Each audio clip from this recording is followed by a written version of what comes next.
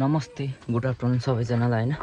So आज चाहिँ म तपाईँहरूलाई यो मेरो स्कुटी देखाउने चाहिँ अस्ति चाहिँ यो फुटेको थियो र चाहिँ फेरेको अहिले चाहिँ दामी भएको छ, नयाँ चकाचक होइन। यस्तो बनाएको छु अहिले चाहिँ फेर्दै नयाँ। यो माथिको फुटेको थियो, ऐना पनि लगाइदिएको छु। यो चाहिँ पहिल्यैको चाहिँ फुटाइदिएको गाडी माथितिर सेल्फी डाँडातिर। यो चाहिँ मैले 2020मा किनेको यो स्कुटी चाहिँ 2020मा सिक्किममा काममा गएर किनेको होइन। अहिले चाहिँ म घाँस काट्न जानु आँटेको बाख्राको लागि, गाई र बाख्राको लागि देखाउन चाहिँ माथि जानुपर्छ नि त। स्कुटी लिएर जान्छु।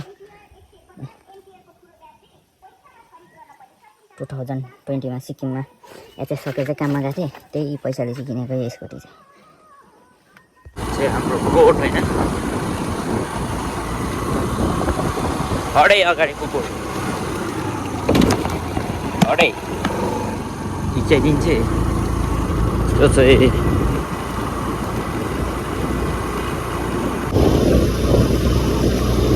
यो चाहिँ आप्पाले कुदाउँछ। अन्त मेरो चाहिँ बाइक आज भाइले उता लगेको छ, चाहिँ भाइले बाइक आज उता लगेको छ। सो त्यसैले गर्दा यो भाइ आएपछि मिठाईहरू ल्याइछ पुरुङ पुरुङ। आज भाइहरूको चाहिँ युथहरूको के छ अरे चर्चमा होइन। त्यसैले अहिले चाहिँ भने म घाँस काट्न आइसकेको छु होइन। यहाँनिर चाहिँ हो घाँस, बाख्राको लागि चाहिँ यो काट्नुपर्छ, यो रुख घाँस यो काट्नुपर्छ।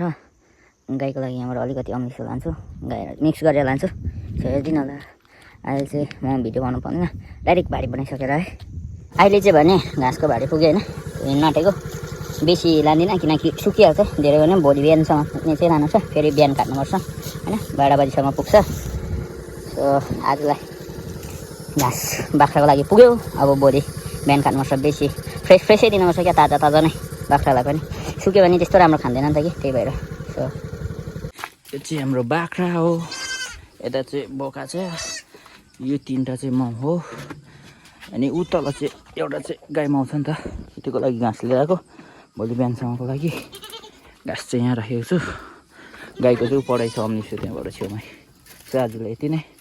तपाईँहरूलाई मन पऱ्यो अनि लाइक कमेन्ट सेयर गरिदिनु होला। Thank you.